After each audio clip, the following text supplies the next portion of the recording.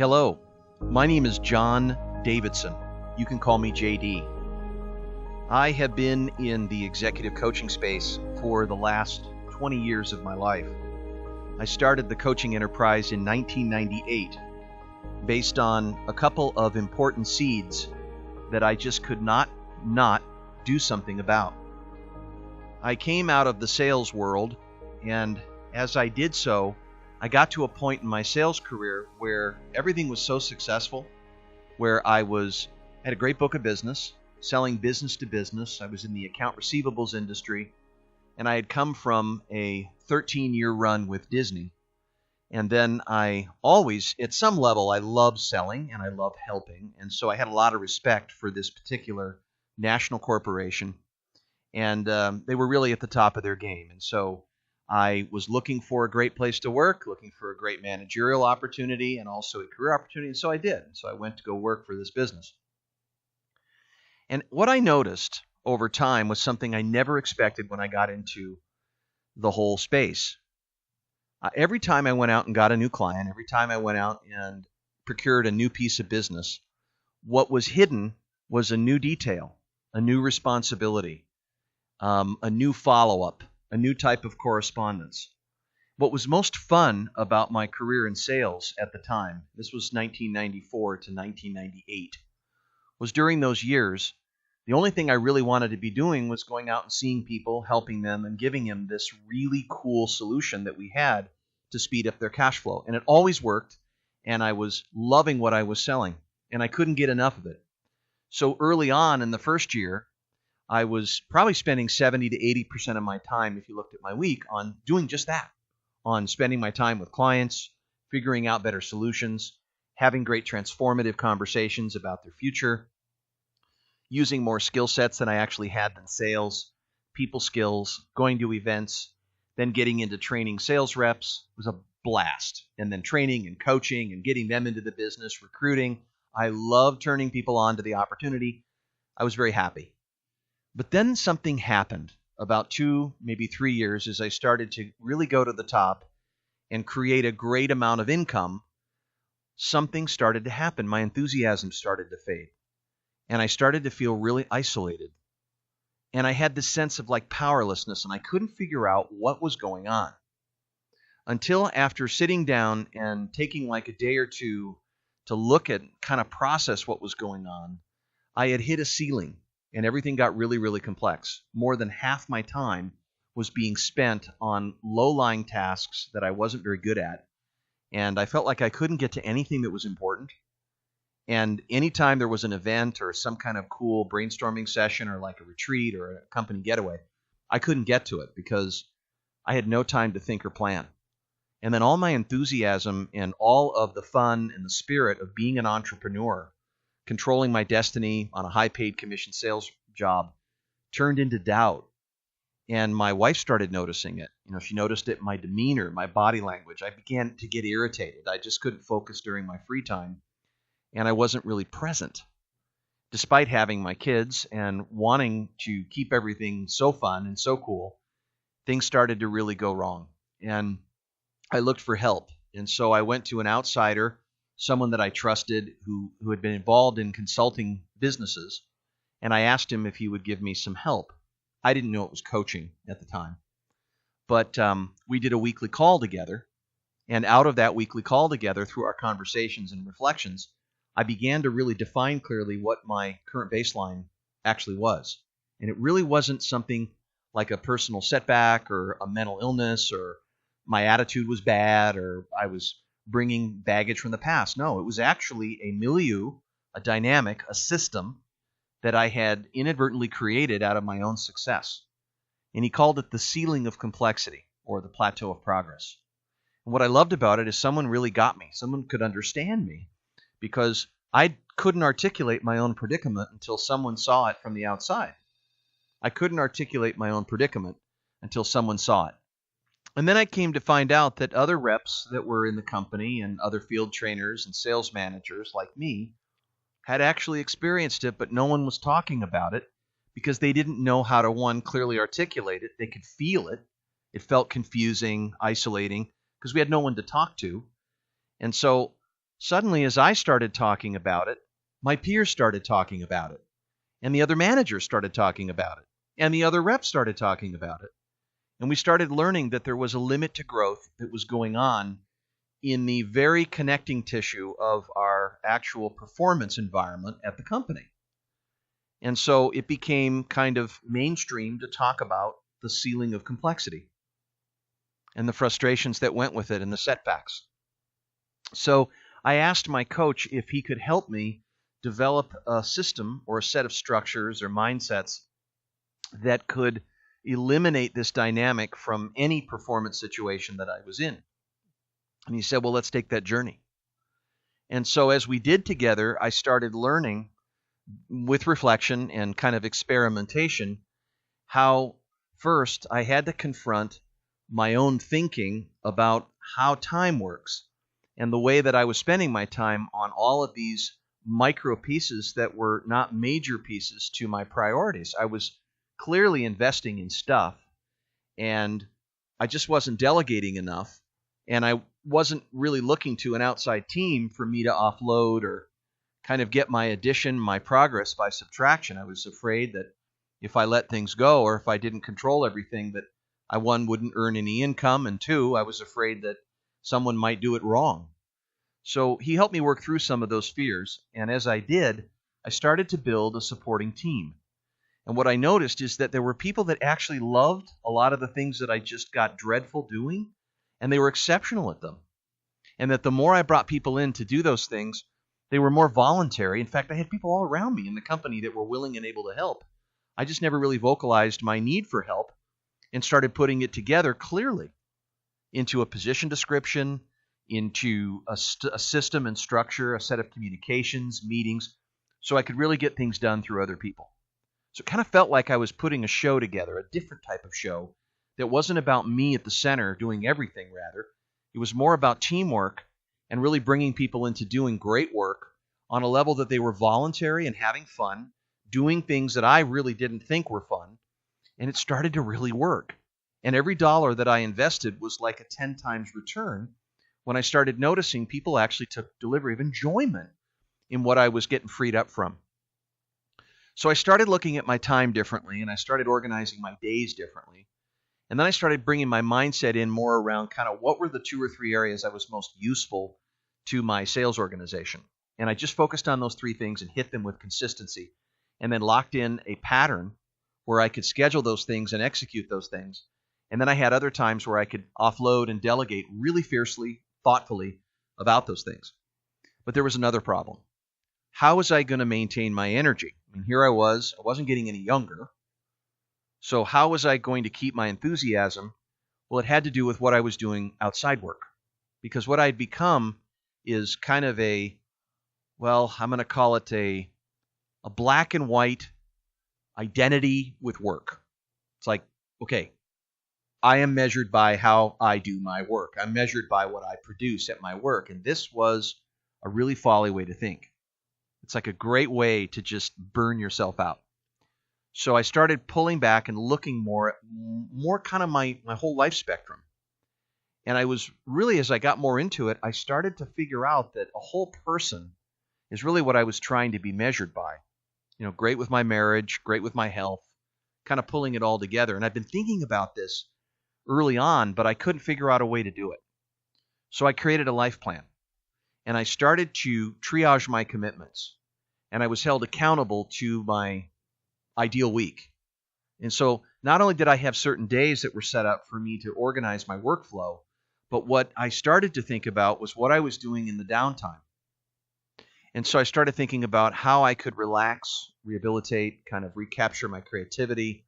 And I learned that time outside business is really where you get more productive in the business. Total paradigm shift. So time management became energy management.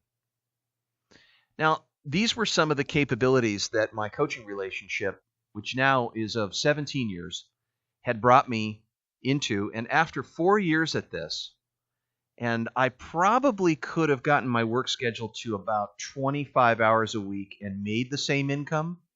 But when I made 40 hours a week, when I went to work and worked a whole day, I was able to triple my income because I was only focused on the things that gave me enthusiasm, and I was only doing the things that I had superior skills at doing. And I just made up my mind about that, despite the resistance. I had to let go of my security and my comfort and my status.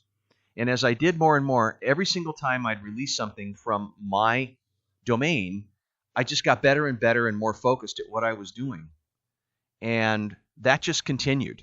And so every time I'd go out and make a sale, I'd do it in faster time. The sales cycle started to increase. And the quality of the client increased. And I started thinking more strategic instead of being so detail-oriented and tactical, which isn't really my strength anyway. I stopped working on all my weaknesses. I started working more on the strengths that I had with my coach and developing reinforcing structures, habits, my team, the kind of clients that were specific for me, really developing more strategic type approaches, which then converted into more earning power, more confidence out of feeling doubtful, and more freedom out of all the interference. You hear that? Earnings, confidence, freedom. And I started learning that this wasn't just luck.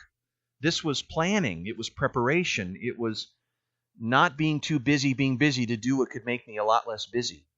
I was tasked with making some very fundamental decisions about my priorities. And had I not made those decisions between 1994 and 1998, I don't think I would have had the run that I had had. In fact, I got so excited about what the helping had done for me, I tried to find it more through the business I was in, and I couldn't. Because really what I had realized, I'd stumbled upon what's to be my career today, which is the advantages of one-on-one coaching.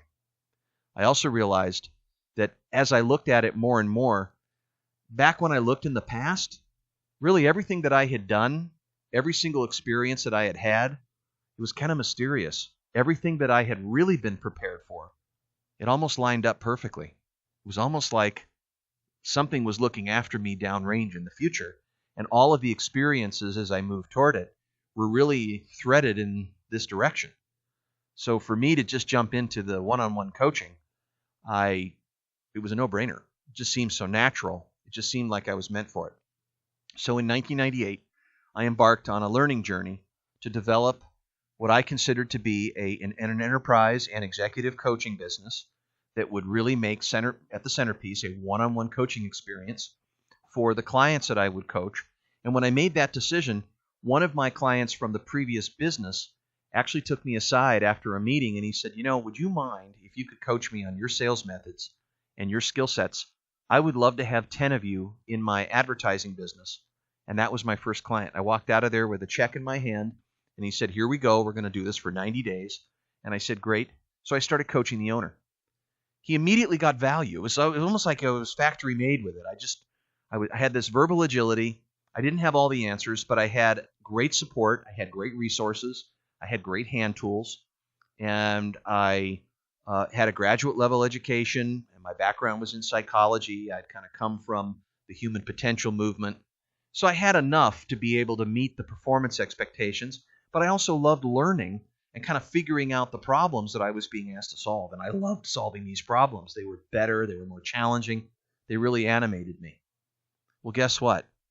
That moment that I'm telling you, that was 20 years ago.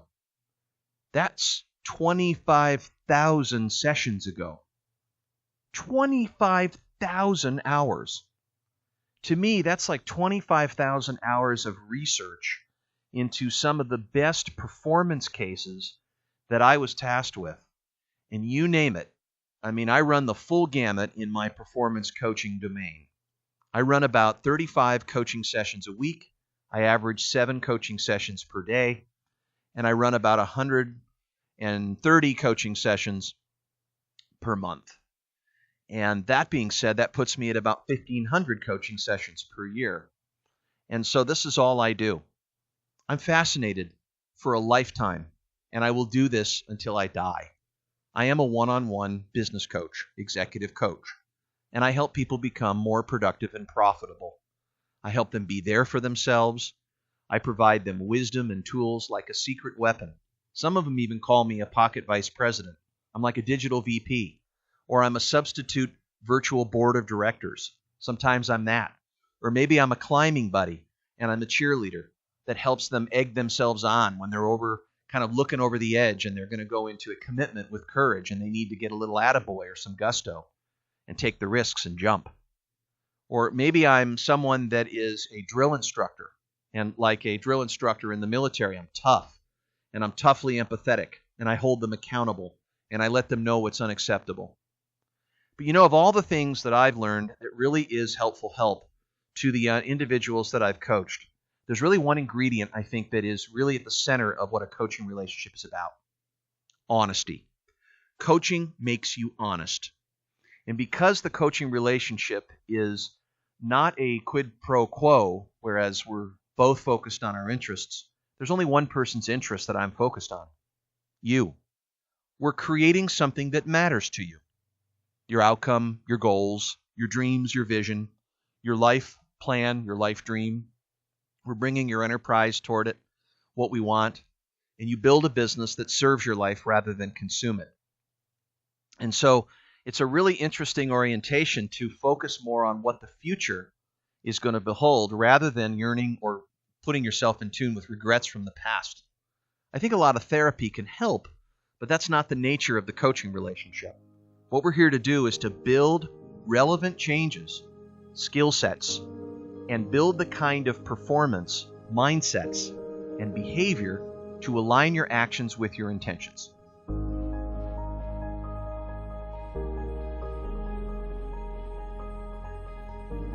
What a great coach does is provide that, not motivation directly, but to provide the guidance on how to access the fountains of motivation. What I'm saying is, futures that you imagine that you love and then decide to create.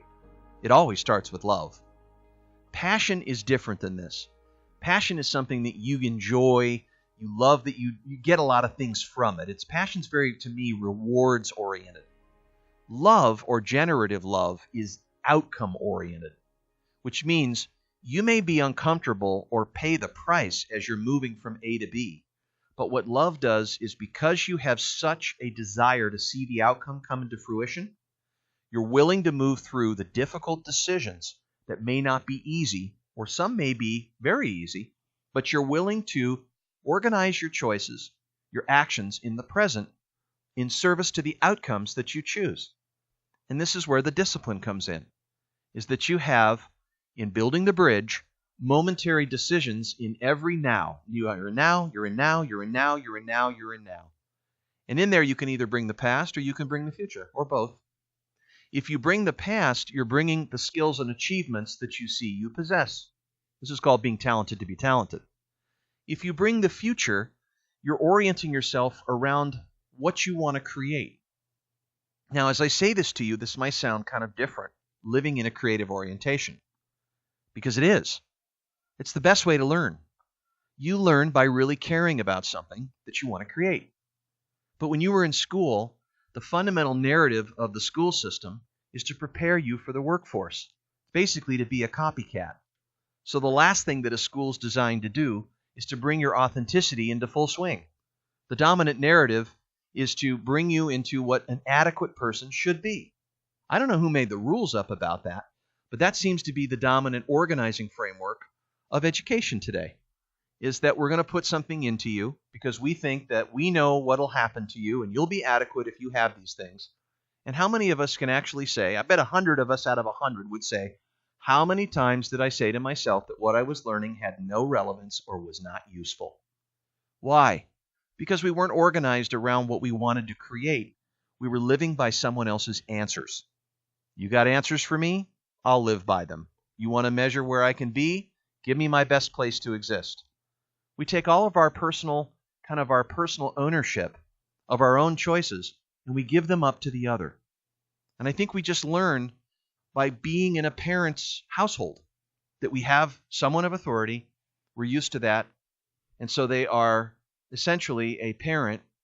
And instead of actually taking our responsibility for what we choose to create and bring forth, we look for others to give it to us. And I think this is the process of maturation, is that we actually start to move from reacting and responding to what circumstances govern, or what others expect, or the social norms, or getting approval, to starting to kind of be the predominant creative force in our life. And when this happens, here's what happens. You get more involvement and you get more engagement. I call this in 10. When you get more involvement and more engagement in your life, you tend to be happy. Because I don't think it's about a 4-hour work week, rather. It's more about being involved directly in something that you really care about bringing into being. Now think about the time when you created children. Where was your focus? Right? Your focus was on how much you loved the future state of that child. Envisioning the moment of birth. Envisioning them spending that really powerful moment with you of memory, just in the most simple things. A lovely picnic at the park, or a great, beautiful gaze into their eyes, or how they touch your heart. It's all those moments that are the magic moments that you had to look forward to. And that brought you endurance. That got you tenacious. That made you consistent. That got you to learn how to be a parent. You didn't have a manual. You didn't start with how to. You said yes and you learned how. The way to how is through yes. You made up your mind, I'm going to be a parent. And I'm going to bring these children into the world, and I'm going to envision the way that I'd love to have them be. And that's not hostile. That's not force. That's just gotten you to produce it. It brought you to take action with will and willingness. You had to learn by doing. You made mistakes. You made a lot of them. And as you did, you were able to use those to your advantage. They were assets. You learned. So you had to take action. You had to know what your limits were by taking action. Half the time it worked. The other half the time it didn't work. But you treated those two with equal value. See, I'll bet you're like nodding your head because you don't know how much you really know. When I talk to parents about this example of creating, they all agree with me. Oh my gosh, I actually have this kind of innately in me. Well, what if I focused it in other domains? Is the process the same? Yes, it is. It's just like what's in the arts. Just like how we make music. We don't have to make music. We choose to make music because we love the music that we're thinking of bringing into the world. And through that love, it sets up a dynamic. It helps us kind of turn current reality, the current stage of the song we're creating, into a learning ally. We have to be honest with ourselves about where we really are in contrast to what we want. And this forms a very powerful tension, much like an archer who is stretching a bow where we have energy and force to work with. So the point is that you have an opportunity to live your life as a creator. And if there's one thing that is my primary aim, it is to organize you and improve your capacity to master the creative process in all domains that you choose to create change. Career, that's a creation. You're a creator. Your family, that's a creation. You're a creator. Anything you can create is art. Why? Because you're separate from it. You're the creator. That's your creation. See, working on yourself is not creating. That's called self-improvement. And when you create yourself or when you have to improve something, the natural assumption is something's wrong with you and you need to fix it. But see, when people are focused on themselves, they make very lousy creators. Very simple. The focus is on themselves, not on what they seek to create. This becomes a fundamental teaching in my coaching process of helping you turn your attention away from you, first person, and onto the subject matter, third person. And what this does is give you an objectivity. It provides you a chance to reflect on what you need to change, where to change, to build capacity until the creation comes to fruition. Along the way, you may have frustrations, setbacks. Yes, there may be emotional tension, constraints, but you develop a certain resilience by reporting where things are, being improvisational and constructive with that, and then aligning what you learn in making strategic decisions. If you look at the life of anybody famous, if you look at successful individuals that really created what they wanted, they didn't really look at themselves, right? They weren't focused on their quirks, their issues. They weren't trying to focus on fixing themselves because it wasn't a prerequisite for creating. They focused on the outcome. They focused on what mattered to them. And then they looked at their limitations as a baseline. And they looked at other components that gave them a starting point, and then they began to make decisions. In fact, it got them to make decisions. So when you start to organize your life around the creative, you suddenly become more aware of what you really have or don't have, your limitations, your assets, your strengths, So if you want a little more self-knowledge, we start creating. You'll get it. So that being said, this is a very fundamental quality of our coaching. And before we do our introductory call together, I'd like to ask you for 4 things in the spirit of what I just talked about. It'll help me a lot and it'll help you a lot if you start to put your thinking around, if we were here and it's 3 years from today. I want you to imagine, boom, it's 3 years. Throw the stone way out there, 3 years from now. And you're looking back over these 3 years. What has to have happened over this 3-year period for you to be happy with your progress, personally and professionally? 3 years is easy to conceptualize because it's only 3 years out. Think about how fast the last 3 years went. Doesn't it feel like it's going quickly? So we want to suck the marrow out of every piece of life that you have. We want to make the most of your opportunities. And so that means starting to kind of organize your decisions, your actions, your communications by this 3-year picture. Think of it like an anchor or a North Star, where you're organizing everything around where you're going. Most people don't really know what matters to them. And so they start living the life of other people's goals. Or they start looking for right answers. And so they look for ideologies. They look for communities where they can kind of house a self or create some level of identity. But this isn't really being true to yourself. Being true to yourself starts with desire. What do you want to bring into being? You must conceptualize. In other words, what matters to you is not discovered. It's not it in shining armor. You don't stumble into it. It's not a holy grail moment. Sure, there may be great discoveries, but really it starts with consideration. What do you really want? Want what you want. That's different than want what you need. Want what you want. Because when you do, it's not whether you can get it or not. That's not the point. If I want to be a soprano singer and I'm a baritone, I may never be a soprano singer, but the benefit is I do know what I want. And maybe I will become that, and by the time I create it, if it does come to life through what I do, well, then I'll know it's true. But it doesn't need to be possible, and I don't need to believe it will happen in order for it to happen. I just take a step, start creating it, learn as I go, build it brick by brick, and using information as a great source, I remain consistent with reflection and learning and architecting based on the process of doing.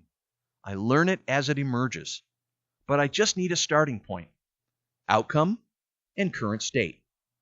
So I ask you, where are you going to be in 3 years? What do you want? How do you want to be spending your time?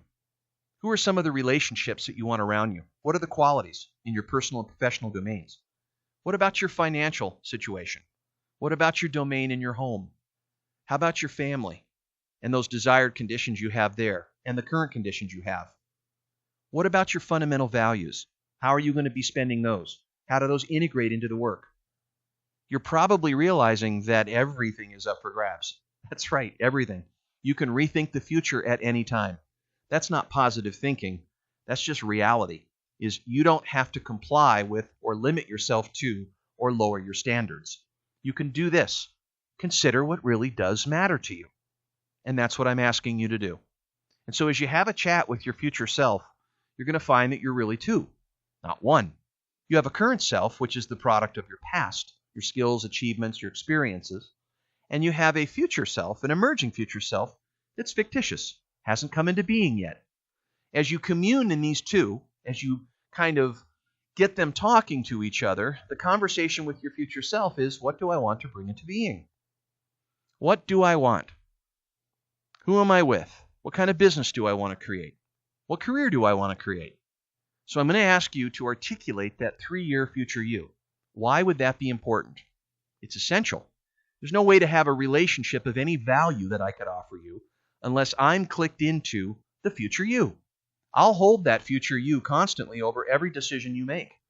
I will always be kind of that representative of that future you. I will be in that committee of that future you to browse everything that you think and do to keep you in the lanes of what brings us closer to and lands on the planet of future you. Everything in your decisions, actions, and communications can align with bringing the future you into being. It becomes the source of learning, delegation, effectiveness, and execution, being efficient. All the things that you do, change, and learn are organized out of a 3-year picture. This is called personal mastery. And then also, Establish where you really are, and there's really 3 data points that can get you thinking this way. Number 1, what is the biggest challenge or hurdle in relationship to what you're wanting? What do you see that is? Be honest, right? Truth is important here. Reality is an acquired taste. So learning to be honest without exaggeration or minimization is important. Just the facts. What is the biggest challenge that you see that is daunting, that's in your way? It's the biggest struggle that you would need to remove in order to bring that 3-year picture to being. The second one is, what are your best opportunities? These are items that are almost within reach that you want to harvest, that you'd love to bring in, and if you had them, it would accelerate your pace and impact to bring that 3-year picture into being. Think about it like the domino effect. Maybe it's your next big sale, or maybe it's selling your company, or maybe it's something in your personal life, your biggest opportunities. Maybe it's a marriage that's emerging, or maybe your best opportunity to learn how to be a parent is to bear children. But think about your opportunities that are ahead of you, the ones that you would really want to reach in order for you to bring that 3-year picture into reality. And lastly, what are your strengths? You have these strengths. You have skills and achievements that you've brought from the past. What are the strengths? What's the superior skill that you have a passion for? This is a key organizing element, probably the most important to your priority management.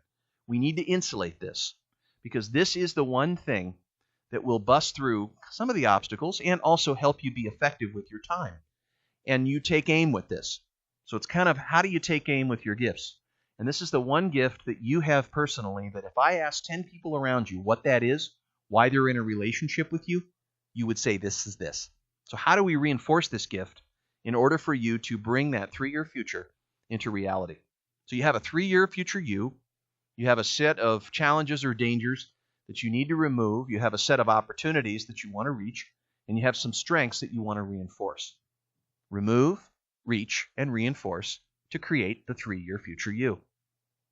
This is the foundation.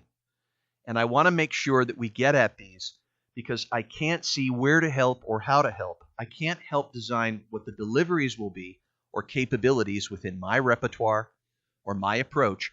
I can't see what's in the prescription cabinet until I really diagnose in these 4 things. So if you could help me out, put these together, make a commitment to this, write them down. I know it'll be an exercise that will dramatically help you. It'll calm your mind down. It'll help you make decisions. It'll feel great because you'll have a certainty of destination. You'll have some sense of a starting point. And by having these 2 juxtaposed to each other, it sets the stage for learning and what's needing to change, stay the same, or stop. So that will be our starting point, are these data points. I'm very excited to have our introductory call, and I look forward to discussing these 4 points. Thank you so much for listening to this introduction. I hope you got a kind of a sense of who I am and how I think and how I come at the process. I look forward to the next step. Thank you.